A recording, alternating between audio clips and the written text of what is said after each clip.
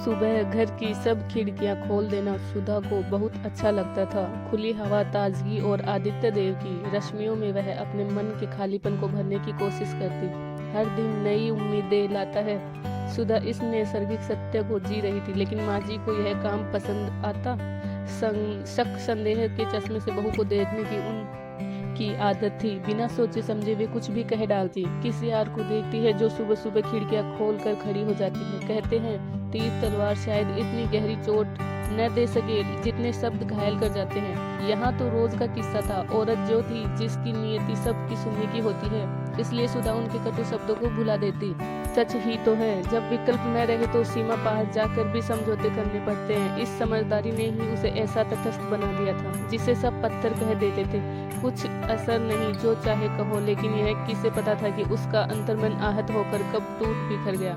यह तो उसे खुद भी पता नहीं था। उसके मायके को लेकर ससुराल में खूब बातें बनती। रोज रोज के ताने सुधा को अब परेशान नहीं करते। आदत जो बन गई थी, सुनना और पत्थर की मूरत बनी रहना, जिसकी न जबान थी न कान।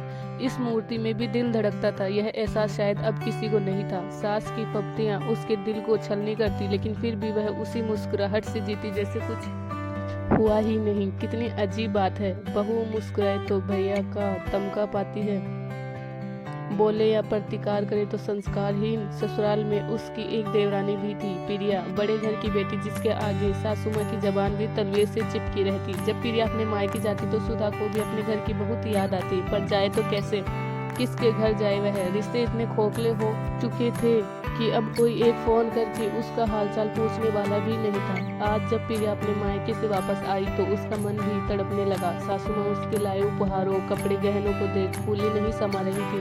रह रह कर सुधा को कोसना जारी था। प्रिया सुधा को अपने कमरे में ले गई, उसे अपने पीहर के मजेदार किस्से बताने लगी। सुधा जैसे अतीत में खोने लगी। अपनी भाभी के कड़वे शब्द उसे फिर याद आने लगे। महारानी जब चाहे मुंह उठाकर चली आती है, जैसे बाप ने करोड़ों की दौलत छोड़ रखी है।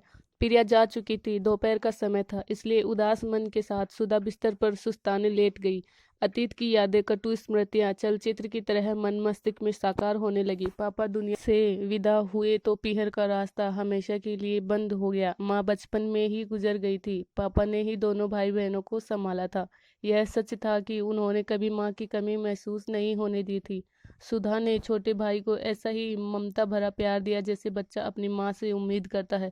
उम्र में वह 3 साल बड़ी भी तो थी, लेकिन बचपन से उसे बड़ा भी तो बना दिया था। मासूमियत छिन गई, लेकिन भाई राहुल भी उस पर जान छिड़कता था। समय पंख लगाकर ऐसे उड़ा कि पता ही न चला कि गुड्डे गुड़ियों से खेलते वे कब बड़े हुए।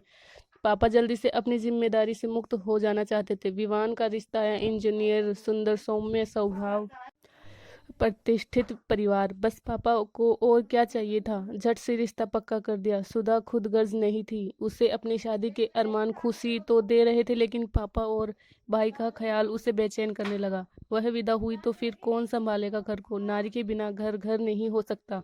भाई के प्रति असीम प्रेम और पिता के स्नेह को समझ सुधा ने जिद पकड़ ली। मैं शादी करूंगी तो एक ही शर्त पर, भाई की शादी भी उसके साथ हो। किसे पता था कि यह प्रेम ही आगे समस्या बन जाएगा, सरल जीवन को कठिन कर देगा, रिश्तों में दूरी बढ़ती जाएगी। सबको झुकना पड़ा और 7 दिनों के अंतराल पर दोनों की शादी संपन्न हो गई। सुधा ससुराल के लिए विदा हुई तो पीहर में उसकी भाभी आ गई। बहुत खुश थी सुधा।